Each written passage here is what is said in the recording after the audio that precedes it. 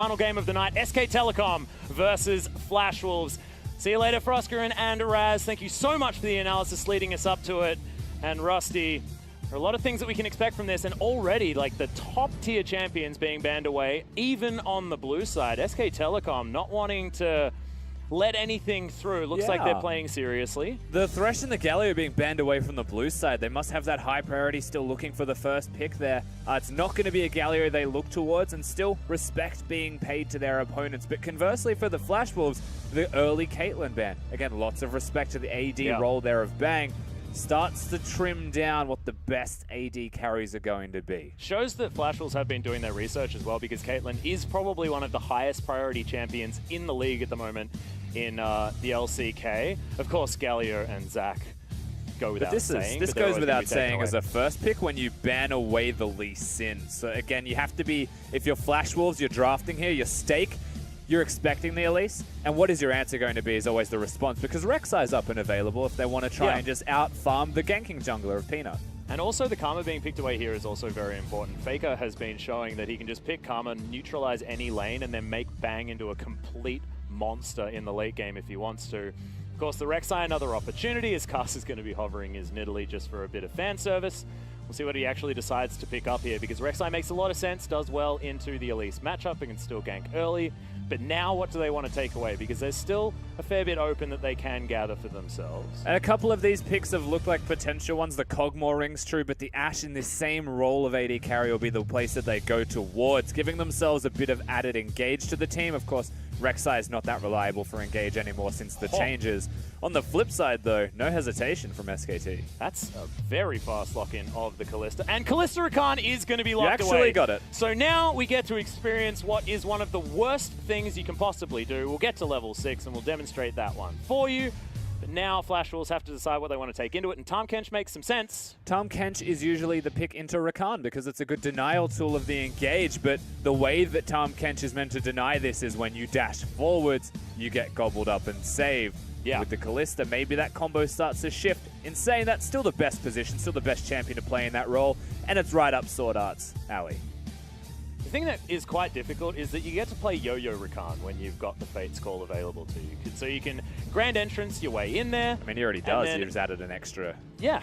And you just pull him back out again, and then he goes back in again, and then he battle dances back out again, and then he battle dances again. This Rakan is going to be all over the place. Wolf has been a definite MVP for SK Telecom so far this season. He's been playing very, very well, and now has what has been demonstrated as one of the most awful compositions to deal with. I believe Rox Tigers are the ones that abused it against KT, unless I'm incredibly wrong. Papa Smithy will correct me if I am, but so far the cannon is going to be taken away. No opportunity for Huni to go ballistic on that pick towards the top side of the map.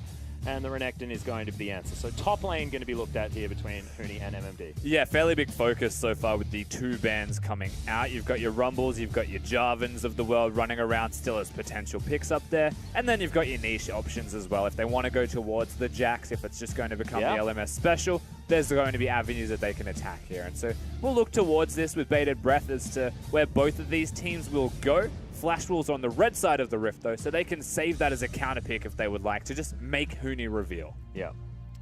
First option here. So LCK looking to ban away the final top laner potentially. Could be the Fiora if we were going to continue down that route, but maybe there's something that they want to get rid of. Is Kled is going to be removed. So not going to allow... Very valid ban. Yeah.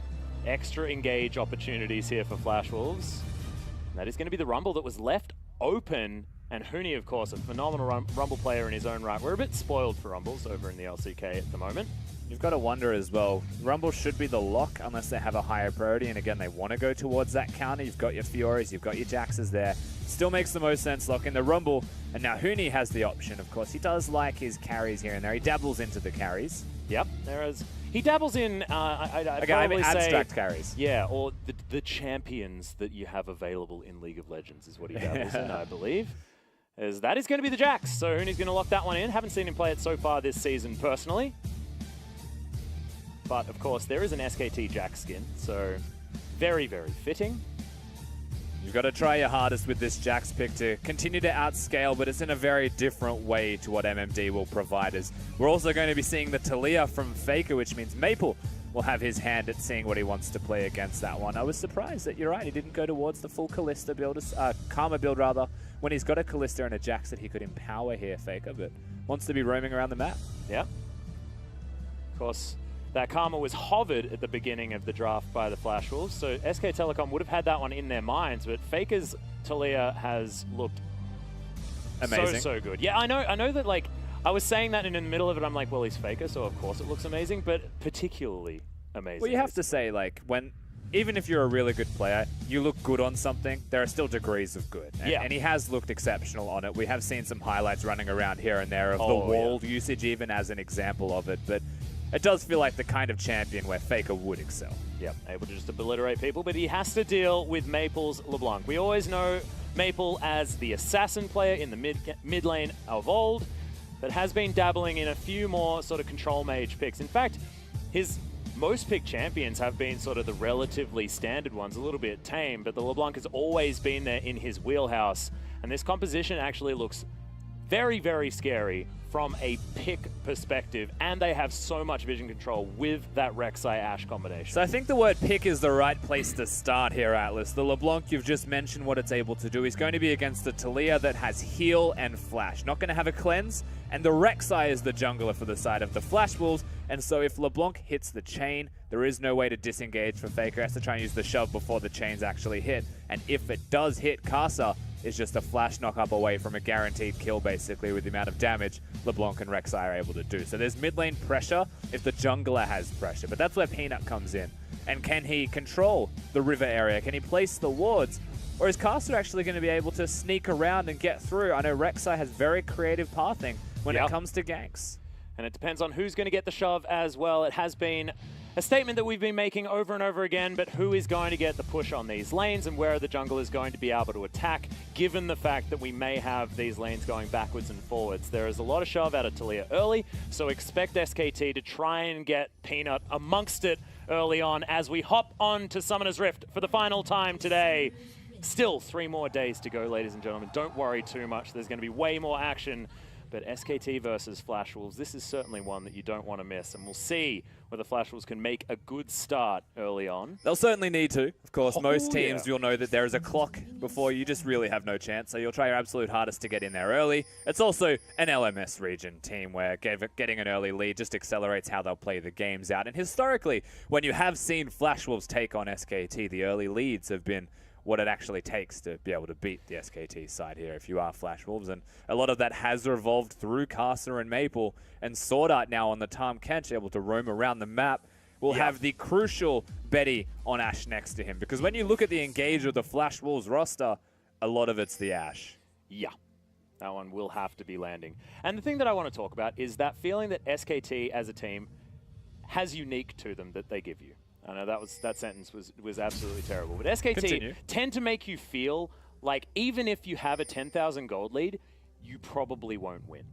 This is the amount of pressure that they have. It's just, yes, SKT might be losing, but you never feel like they're actually going to lose until that Nexus is destroyed. And you know what's curious though? Well, like, that's definitely a valid point, and I agree with that feeling that it definitely gives to people. But when you look at the LMS and the LPL regions, most of the regions that you'd say have been able to beat SKT, whether it's best of ones or best of anything, it's knowing how strong you are opposed to knowing who you're playing against. And you turn labels off. I feel like that is one thing that the LMS and LPL regions excel at. Flash War is a good example of it. Yeah, no, that is definitely true.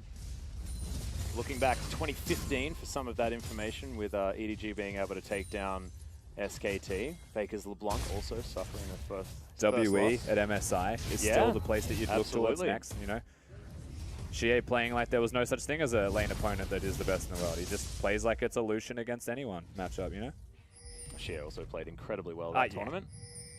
Early Is another option as well, who has outplayed Faker in the mid lane before. So, of course, not infallible, but they just have so much control and so many answers to everything going on around Summoner's Rift, which is why they're such a formidable team, because it feels like you have to throw perfect League of Legends at them if you are going to win, because if you make any mistakes, they know how to capitalize. And speaking of early movements, though, Atlas, we did see some movements from the mid laners of both of these teams. A deep ward placed by Faker into the red side jungle will find Kasa, most likely. He's also trying to navigate his way around that vision and may be able to do so successfully to the point of a mid lane gank. We mentioned this as a possibility, always a lingering thought if the chains hit. They do not.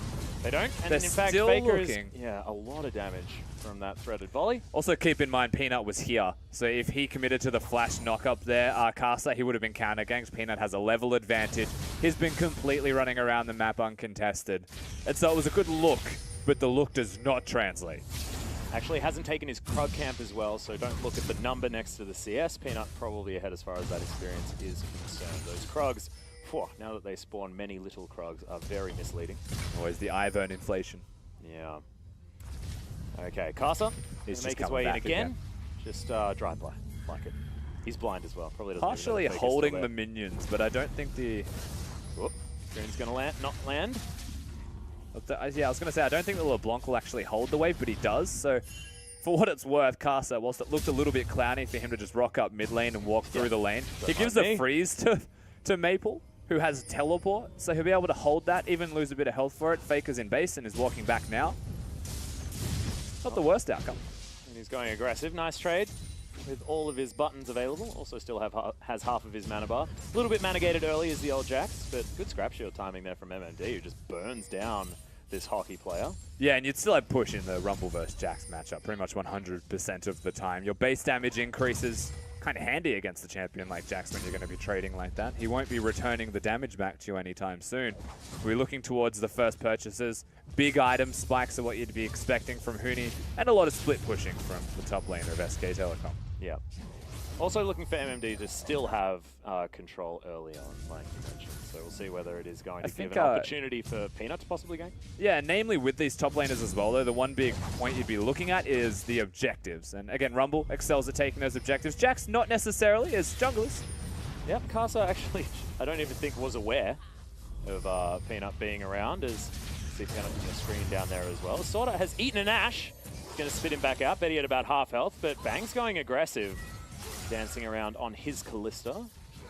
One of the cool things about this bottom lane 2v2 is that Wolf always becomes the frontliner. And against the Tahm Kench, whilst you'd say Tahm Kench is a good matchup for denying damage onto Betty, in the same vein, Sword Art has to hit Wolf most of the time. And if Sword Art's hitting Wolf, then it's pretty much impossible to gobble somebody in the 2v2. He's always going to get out safely. There's just way too much mobility there.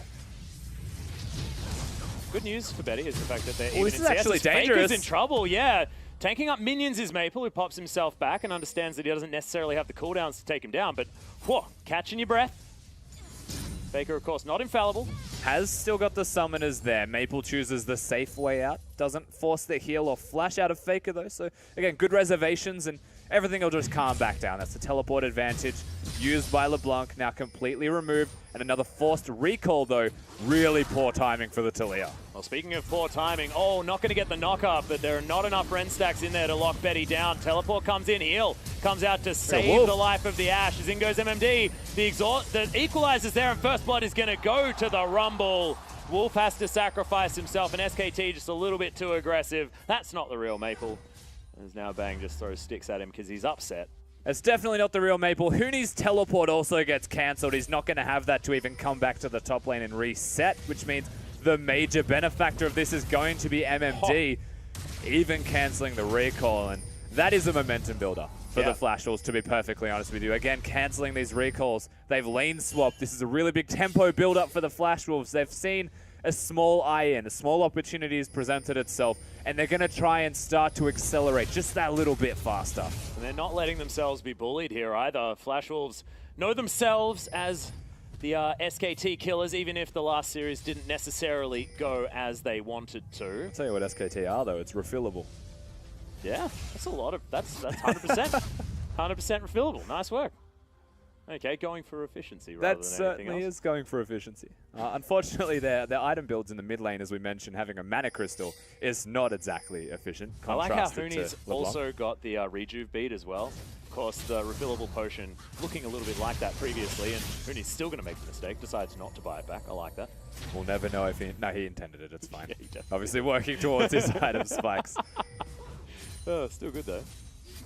Okay, Spectre's Cow was the first option here from Huni, so going for a more defensive start to this build, understanding that he can get pushed in, as Bang going to complete that lane swap, but immediately Betty's going to answer it. And Peanut is waiting up here as well. Sorta hanging around. This is Catfish. Rakan is going to take the long way around. Yeah, so it still gets matched reasonably quickly by SKT. When we talked about the lane swap, just in general, they were up there early. The biggest delay was preventing the Jacks from going back to base. Just gives a bit of extra free time for MMD. You start to expect that with the first blood, with the extra time in this bottom lane, it starts to result in maybe even another kill. Huni actually holds that. Yeah, there's the flash knock-up as Huni in trouble. Doesn't have the count. Oh, does have the counter-strike. Actually flashes, looking for the follow-up. He's got him. One more auto's going to do it. Void Rush not enough to kill Huni, but the damage has been done. Knock-up comes in there. This Spectre's Cow's doing so much goddamn work, but Casa eventually does get the 1-for-1, but that is not what Flash Wolves wanted. And you'd look at that and say, I cannot believe Huni gets a trade with the Spectre's Cow, Rejuve beat Jax. But he's able to do it, the level 6 spike coming out just by having the ultimate and repeated whacks into the back of MMD, who actually just overextends massively to try and secure that kill. Doesn't auto-attack, tries to maximize the damage coming out of his Flame Spitter, but doesn't even do that much damage. You're better off auto-attacking Weaving. Yeah, and in fact, Flame Spitter is not great against the old Spectre's Cow, as it turns out, as Peanut takes way too much damage. Maple says, remember, I am here and I've got a revolver. That revolver spike is actually silly. It certainly is. Certainly is. In the same vein, Talia's not going to be spiking with items. It's a Merc Treads, just trying to survive the lane against the Blue Buff LeBlanc. Do not blame him whatsoever. Yep. Faker just setting himself up to move forward in this game. And often uses his Weaver's Wall more as far as strategic options are concerned, as opposed to trying to secure kills or get picks or cut people off. I believe he just got spotted. You can see Flash Wolves pinging to be very cautious. A caster's also nearby, to be fair, though. There's a stone's throw away. And whilst you're mentioning, strategically, there is a pretty big strategic option available for both of these teams on opposite sides of the map. Flash Wolves and SKT's bottom lanes are on the top side, but there is an Infernal Drake still present on the bottom side of the map. So if one of these teams decides that the lane swap no longer going to be the case, we're just going to go back bottom, then there is going to be the Infernal Drake. But in order of priority, there's still a Rift Herald. It is now 10 minutes into the game, and he's always going to be an option. Yep, Faker going to clear out these minions underneath the turret, and you're right, the Callista is up towards the top side as well, so having that Ren for secure would make some sense if they want to take that Rift Herald down. We're currently only 10 minutes into the game. Often we see very late Rift Heralds, at least in the LCK. If you're trying to get the most efficiency out of your Rift Heralds, you'd be looking towards later into the game. Everyone's looking for value for Rift Herald, you know? You can also just use it to break mid as they're going to die of MMD from the looks of it. Yep, Faker's here. If they Equalizer comes in. Yeah, can they actually clear this one out? Counter-Strike is going to get the stun. Casa is going to turn up. The Cocoon lands him. MMD is going to fall down, and the Weaver's Wall cuts off the escape. Maple dives himself over. Arrow narrowly is avoided via some smooth walking out of SKT, and they do back themselves out. So that is the one pick unanswered by Flash Wolves. And of course, very well timed Weaver's Wall to secure everybody's escape. They're still going. There's the flash forward. Peanut is aggressive as ever. He's going to lock down Maple before he even comes out of the stun. Huni and Peanut just trying to make their way back onto the A team here for SKT. And looking very good doing it. MMD's actually got a deep teleport, still working with Caster from the looks of it, but Faker's here. This is risky from Rumble. He wants to die as quickly as possible after dying before by the looks of things, and it is going to be that. Huni just empowers him to death with that W. Maybe some miscommunication by Flash Wolves, because that was not the move MMD really wanted to make. I think that's more than just some miscommunications, unfortunately. That was doing the play-by-play positivity. Could have just went to the turret, Atlas, and things would have been okay for the side of Flash Wolves, but that's the Infernal Drake not going to get traded, unfortunately, which is what we suspected would be a play if it happened at all. Okay, so that Infernal Drake is going to go down. As far as notable leads is concerned, there's not a whole lot. Maple's actually looking to try and grab this kill. Another chain lands. That is a point-blank one. The heal comes in. Faker's still alive, flashes himself over the wall, and is going to live. He was on, like, no health, and look at his face. Just cool, calm, and collected. I calculated that whole thing, guys. Don't worry about it. Very surprised that he survives there. Maple, you'd expect the second rotation comes through. The distort. doesn't get sprayed. What was that? That was close. But I decided not to say it. I was emoting it. That was an interpretive dance that you guys missed out on there. Oh my god. Okay. Sounds like Bruce Almighty. Oh, good movie. Okay. Huni going to get the counter-strike here Welcome and to look the for beginning of another the kill. Yeah, is it the beginning though? I feel like this is the middle of the end. MMD's already well and truly past the bridge of this narrative. For 1v1s, as far as I'm concerned, this is now the beginning of it, because they're actually 1v1ing. But the teleport's gone from MMD. I feel like from the teleport moment, it was the end. But, you know. Yeah, not great. And now Huni's going to catch up in farm here as well. Shatterorb not going to land on the Faker, but Maple's going to clear out the wave nicely. He's got his Bilgewater Cutlass. Love that. That pirate flavor for your LeBlanc. He's still got a decent lead as far as farm is concerned. Faker building towards his Morellonomicon, but at least Maple is getting himself towards this mid-game where he might be able to gather some picks, especially onto Bang, which is going to be very important. Mid lane has been fine for Maple. When you look at the jungle, Caster is still 1-0, has decent CS, is ahead of his opponent in Peanut as well. Faker, no summoner spells currently. And it's going to get dived on here. Does have those Merc Treads, so not going to be stunned for too long, but actually even as far as the trade is concerned. Maple not exactly happy about that. He shot him with a sword. Normally that means you win, right? Shooting people with swords? I don't know if that directly translates to wins, but... Well, I mean, it's a pretty crazy thing to do. If you can make a sword shoot, I'd probably give it to you, you know? Maple says no to that theory. Yeah, actually says no to a lot. Oh, they got him. Of his health bar, but that is going to be the stun, and the knock-up's all too easy from Casa. He invested his flash, but that is Faker dead inside of SKT. You can hear the sixth man of the crowd as well backing up Flash Wolves every time they get a kill as Bang and Betty are going at it. Yeah, Arrow is going to land here as well as Betty just looking for a couple more autos. Flash heal having to both be used by Bang. Still going for the fight after missing the Pierce as well is not what you want. No, and one of the rare mistakes you'd have to imagine coming out of him in a 1v1 against Betty. Still the two summoners going to be there for the Ashe. Unfortunately for him, no mana, is relying on some lucky crits throughout clearing this wave to have any at all because he has that Essence Reaver spike and funnily enough, was able to use that to a great deal of success. Yeah, Essence Reaver Spike is an interesting thing to talk about as well. Because it's not a spike. Yeah, and it's Zarya's that have been the ones picking up that item. Some Jins as well, possibly, but it's been a while since we've seen Ashe pick that item up. We've seen it in the LPL when AD carries have lost so hard that they've just realized that their two longswords need to become something. And so they build it into a hammer. Yet, this is a conscious attempt, obviously, as he is not losing hard. He's doing quite well for himself, Betty. It's just the cooldown reduction build. And you're right, it is rare that we have seen it that often recently, especially with the resurgence of the many crit items as a build. And Blade of the Wrong King is still the staple for Ashe. But here we go, the direction that Betty wants to take this, the direction that Flash Wolves want him to take this seems to be more arrows all of the time. And we've already highlighted, he's a pretty big part of the engage for this team. Yeah, so he needs to throw them out all the time. And he's got a lot of follow-up as well. If he is able to land that arrow, then you get the tunnel into one burrow from Casa, doesn't need to invest the flash, and you've got the chains from Maple as well to layer on top. So I like it a lot. If you can actually make this one work, it's a good idea, especially if you've got then an equalizer. As far as a team fight setting after that pick is concerned, they've got a lot of follow-up, but it's the best way to start these fights off. And interestingly enough as well, we said beginning of the end for the 1v1, MMD still has the level 11 spike. He still has the item spikes when it comes to team fighting specifically, where, hold up. It's revenge. They got him. There it is. The nope, Callisto combination as the arrow is going to soar by gracefully. And that was Maple's teleport as well. It wasn't even MMD, so that's actually not that bad of a trade as an end result here for Flash Wolves.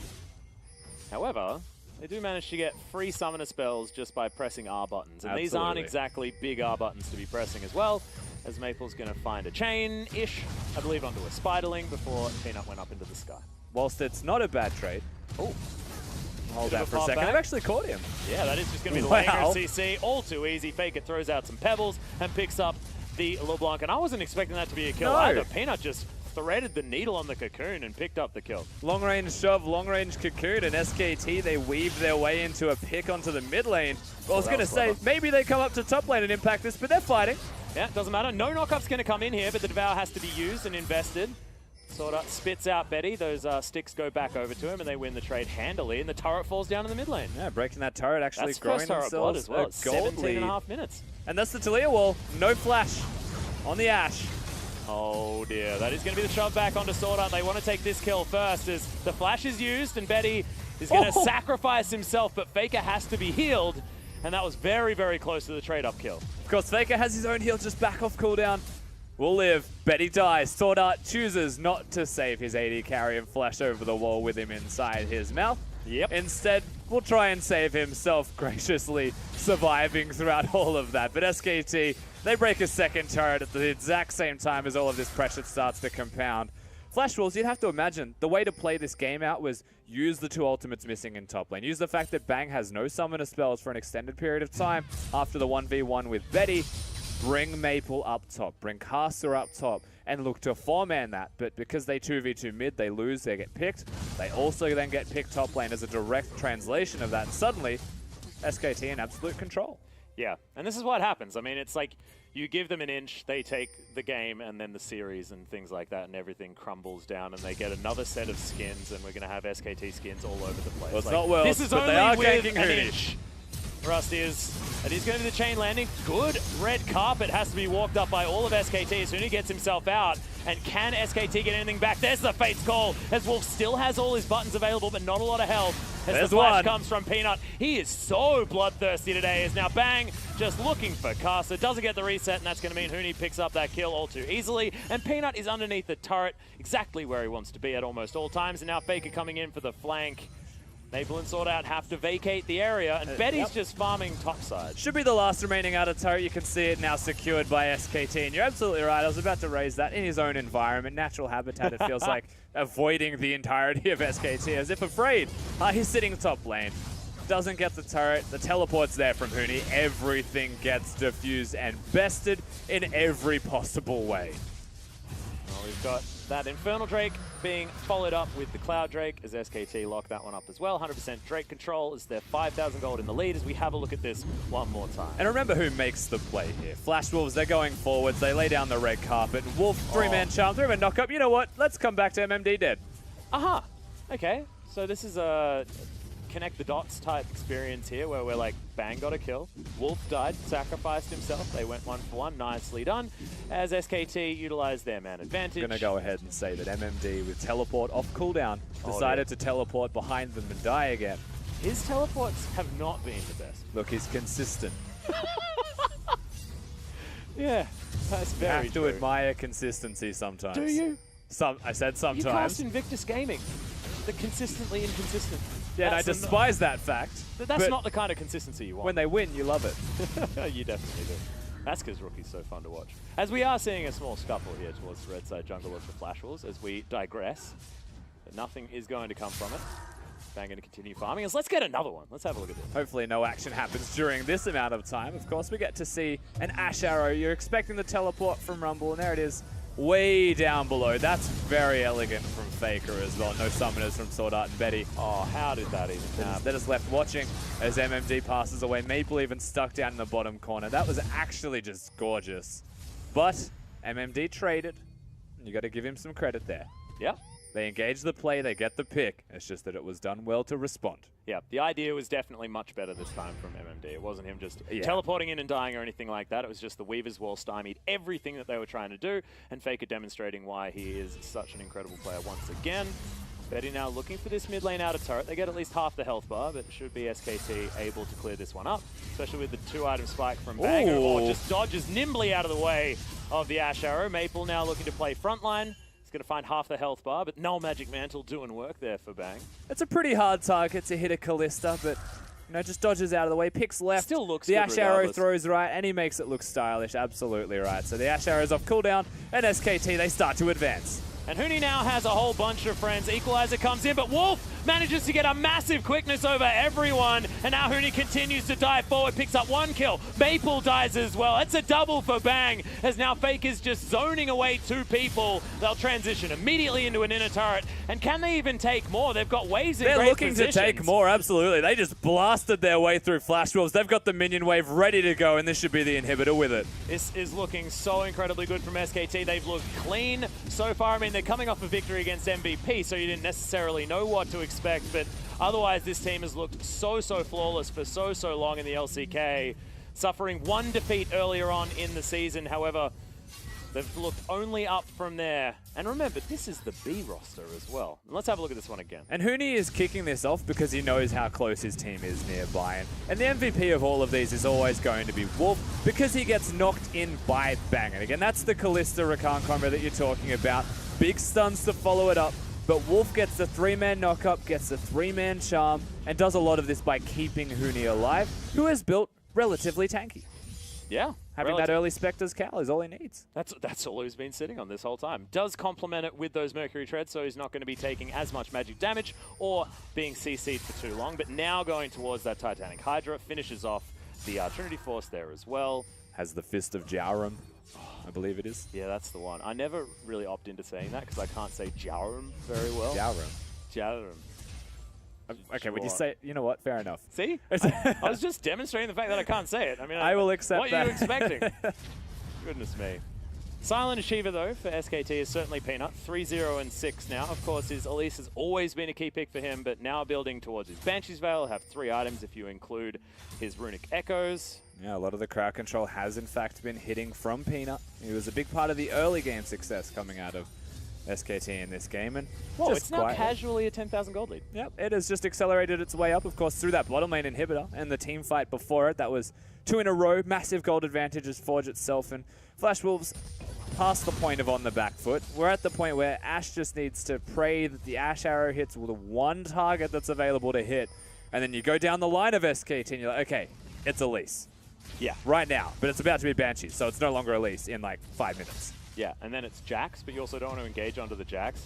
And then it's Rakan, but then he gets Fate's Called. So there is not a target. There's just not, yeah. Yeah. Bad news. But right now, I guess it is theoretically Peanut, but the Equalizer does go down, clears out the minion wave at least, and Huni takes a lot of damage. He's looking for the 5v5 Jax play. Redemption gets a lot of the health bars back. Huni probably wants to head towards A side as he jumps onto a minion. Yeah, unfortunately, not for Huni. He's not going to get enough health back. He's still going to hang around, has teleport, so he's able to expend his health as a bit more of a resource for sieging and securing structures. As Faker, he's going to zone them all away. And in goes Wolf. Grand Entrance gets the double knock-up, the double seismic shove as well. The team play from SKT looking great. Double kill for Faker is going to come out, and Wolf just gets punted into nowhere, and because he doesn't have to, there's no one left to kill. SKT can actually choose to end the game right now. They've got Huni going back to base, he's got teleport, do it to the minions, and suddenly this could just be game over at 26 minutes. One Nexus turret is going to fall down. They have super creeps to follow up here as there's the teleport, keeping that minion alive. Peanut looks for the cocoon, finds it, lots of damage as Huni's just going to dive his way forward, but this is just to buy space. It's just gorgeous. Now SKT just looking to try and kill them on this fountain. Nexus falls down so incredibly quickly, and that is the evaporation of the Flash Wolves and just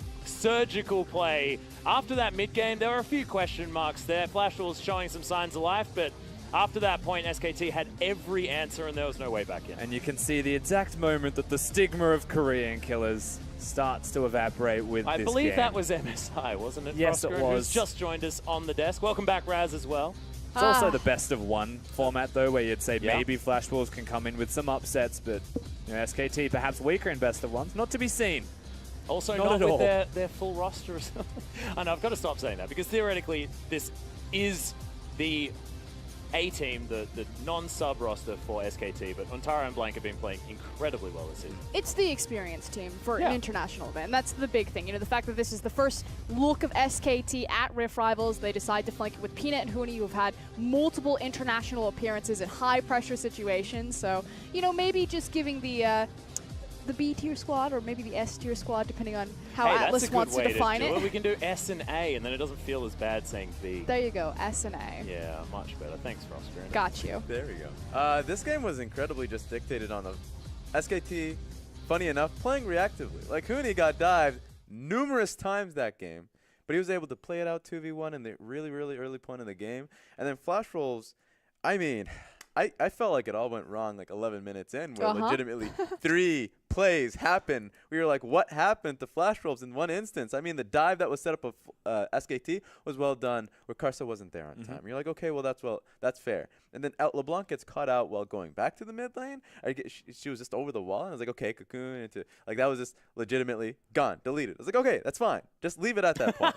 We're done, all right? He's still okay at this point, we're guys. all Raz right. hadn't lost it just yet. And then the TP comes in from MMD. Where are you going?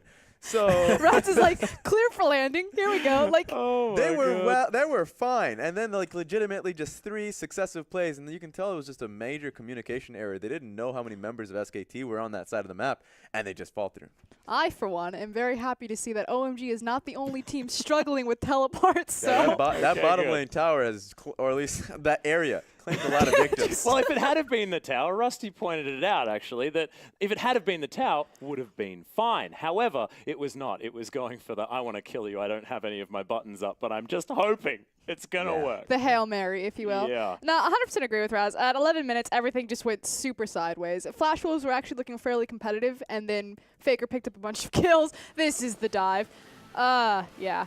Oh, I guess we kind of have to talk about this because you're because I mean, it's on your screen. I mean, that's fair. 3-man dive. He plays it as well as he could. Karsa's coming through. The wall is coming right through there just to cut the chase off. Yeah, and the 2 nice things are, like you said, the wall coming in to cut off the chase, how they sidestep the Ash arrow, but also how they circumvent the tower damage. You know, they just walk through it, they're able to reposition. It's not going to be something that separates their team fight. And then from bad to worse for Flash Wolves. The whole play, really, the entire play. You're about to do him like that. Maple goes down. And then, the cherry on top. Here we are. Really do. Here we are. This is where it gets good. He's about to respawn. Here we go. All right, there he goes. Coming. He's like, I have a plan. Jenkins! Karsa, I know you're here for this play. I've got him. That Spectre's cow is going to be taken down. Oh, wait. Something's going wrong. Karsa backs away. Slowly, he's making the decision, and he's out. So that's 3 people. That's 3 people, the same person, dying twice. And 3 people, the same person. But, so how many teleports does this man have? The problem is, 12 minutes to 16 minutes, they still have a chance, right? Yeah. Because Rek'Sai, LeBlanc into the mid lane, you punish the Talia in the mid lane. Talia was at 1 HP, 2 instances where she was able to get out of there. So that was amazing from Faker. And then they found themselves getting 2 victories where Maple and Karsa were losing out. They were just not properly connected. They have control wards. They didn't push in to plant proper vision. It was the matchup should have been favoring LeBlanc and Rek'Sai, but they just fumbled it. It's just SKT get individual advantages, and they snowball it into massive team advantages. Yeah. So it's like a domino effect. Like you said, you give them an inch, and they suddenly win the World Championship in a tournament that doesn't have anything to do with Worlds. Well, yeah, but this is the thing. It just feels like they take anything and then just take the absolute maximum. And in my mind, at that particular point in time, the absolute maximum was winning Worlds 2017. They're not going to be gifted that from this event. However, that's what it feels like. And it was an analogy and a slight exaggeration. Said it here first, so we already know who's going to win Worlds. Everyone pack it up. Do you remember me saying that LGD was going to win Worlds? I don't remember that. I remember most of the desk happened. saying that just quietly. That word is banned on the desk. That's the second strike. Oh. That's the second. you have no right to give out strikes at all. Right? I already got sorry. instantly 3 strikes from me. But now 1 more and you'll join me. All right, nice. Well, look, I like you, Raz. I'm happy to join you. It's absolutely no worries for me. Thank you. Because, that casting duo is fantastic. Let's take it back to the game. I've digressed way too far. But SKT showing, yet again, incredibly clean play. But what I love to see was that Kalista Rakan. I've been talking about it out of context almost the entire time I've been on the desk. Really glad to see it. Once again, Wolf performing incredibly well. But that Fate's Call, quickness, grand entrance combination is silly. And it just plays to Wolf's strength. He's so good at controlling zones and creating setup for his team. And Rakan and the Kalista Rakan yo-yo combo suits him perfectly for that. It was time and time again that they were just running into Flash Wolves jungle. They see one person, they throw Rakan, he catches 6. I mean, to speak specifically to the Rakan part as well. Definitely there. The one big thing you need for Rakan is that you have to ult before you dash in, right? Or you'll never get the knock-up. Kalista gives you that knock-up, so then the crowd control is you can't get out of that forever. like so it's infinite. You're just actually in the air forever. like the most nasty combo that you can possibly put together. Yeah, this was a play that once again This Huni was the getting caught combo. out, and then you can just see the combo coming through because here he comes. He's everywhere. And this was effectively the sleeper hold on Flash Wolves. Like, it was all going wrong, but this was the final nail in the coffin. They rock into Flash Wolves jungle, they find them with the Rakan combo, push this down, and pretty much steamroll through the base. Yep, and that's an example of Jack's team fighting as well, which is something you shouldn't necessarily do. And he initiates it by being on his own at half health, and then just calls all the Flash Wolves over, and SKT, of course, have the answer. It's like everything is orchestrated, even though it may not necessarily have been, because like you said, it was a lot of reactive play coming out of SKT this game. Yeah, you saw multiple moments in which there was just proper communication in which they called this team came, and it was just unfortunate for Flash Wolves. And congratulations to Peanut. Of course, Blank is the undefeated jungler on the side of SKT, but it is going to be Peanut that gets some redemption here this game. But where is the justice? Not that Peanut didn't play great, He didn't even threading die. those cocoons, but Wolf was so good on Rakan. But that dude has got so many MVPs recently. Oh, man. And he's got so many poses on his Nami skin. I mean, it's like he needs to be brought down And, a peg or Peanut was a big part of the early game yes. success for this team, where Rakan comes in mid-game, late game, has the team fighting prowess. We still got through the early game super heavily on the back of what was able to come from the Elise. Yeah, and he played it out incredibly effectively. So well-deserved. And look, I feel like if you want to give it to the guy that didn't die on the team, that is also a good idea. Honorable mentions certainly go out, but when it's SKT, you need to give honorable mentions. Who am I going to give all these MVPs to? Is it going to be Faker? Is it going to be Peanut? Where do I put them all? Yeah, is it going to be Huni who managed to, team fight well on a Jax? It's ridiculous. But we do have an interview with Faker, so Wendy's here to take us through some translation. So welcome to watching 2017 Asia Rift Rivals. So we now have a lot of people around because we're interviewing Faker. Faker said hello.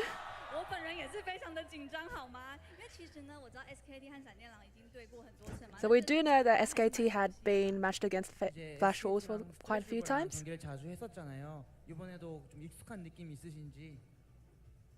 확실히 제가 이전에 플래시 울브즈를 상대했을 때 한국 팀이랑 비슷한 느낌이 난다고 많이 생각했는데 이번에도 역시 비슷한 느낌이 났던 것 같고 네 그렇습니다. 之前他觉得跟闪电两队的时候，都会觉得闪电两是一个韩国队伍，就那么强。 So Faker said that when he versus Flash Wolves, he does feel like he is versing a Korean team. So they do have a very strong presence. Very powerful. So what sort of feeling did you bring here when you're at the Rift Rivals? Is it like a bit nervous or very relaxed? 가벼운 마음으로 오신 건지. 네, 저는 편하게 하겠다는 생각으로 오기는 했는데 그래도 국제 대회다 보니까 아무래도 열심히 하게 되더라고요. 그래서 지금은 그렇게 편하진 않은 것 같습니다. So at first he did come with a very relaxed attitude. So now after the matches he does feel that he is pressured. So before there was an interview that said that his favorite champion was LeBlanc. So how come you chose Talia this time? 오늘 선픽을 고를 수 있었는데 안 고르신 이유가 뭔지 알 수 있을까요? 팀적으로 저희가 탈리아가 좀 더 조합에 맞을 것 같다고 생각을 해서 탈리아를 선택했고요. 네, 그렇습니다. 因为他们组合上塔利亚比较有组合的效果。 It's because the team composition was better with Talia. Yeah, so we were just very curious. So there was a moment where Faker's Talia escaped with such a slim point of health. 그때 어떤 생각을 하고 계셨는지 궁금하다고 합니다. 네, 저는 그때 도망치는 게 진짜인 줄 알고 속아가지고 조금 당황하기는 했는데 그래도 죽지 않을 거는 알고 있었습니다. 他说被勒布朗的分身骗，差点骗掉，但是 So he did say that he was nearly tricked by LeBlanc's mirror. So he said that he was very calculated and he won't be killed. Oh, yeah. 이제 이번에 시합 참가하면서 목표 중에 하나가 전승 우승인지. 저희가 전승 우승을 목표로 하고 있진 않고요. 그냥 우승을 목표로 하고 있습니다. 他说他们的目标不是全胜，是 So 就得 Faker 冠 said 军 that 而已。 his goal is not all wins, but the champion. 拿冠军而已。好了，那我们这边 So the 也非 winner. 常谢谢 Faker 接受我们 So 的 thank you 访问 very much to 看一下我 Faker. 们今天的战绩表。 And now let's look at the results. Thank you very much, Wendy, there as well. And I'm not necessarily sure whether that was calculated out of Faker, but what did you guys take from that interview? I mean, he's confident. He said he was here to have a good time, but you can tell how the pressure gets to him in the end. So when you're playing on Summoner's Rift, there's still going to be the serious Faker coming out. Yeah. I mean, you can always tell when Faker gets serious because he does his neck crack thing. If you see him, like after he dies, just look at Faker's player cam. You'll see him stretch his neck, and then you know it's about to go down. Yeah, exactly right. But ladies and gentlemen, that is going to bring us to the end of the day here at Rift Rivals. I hope you've enjoyed the action. I know I certainly have, and us here certainly have as well. But it's going to be same place, same time tomorrow. So don't miss it. We'll see you then.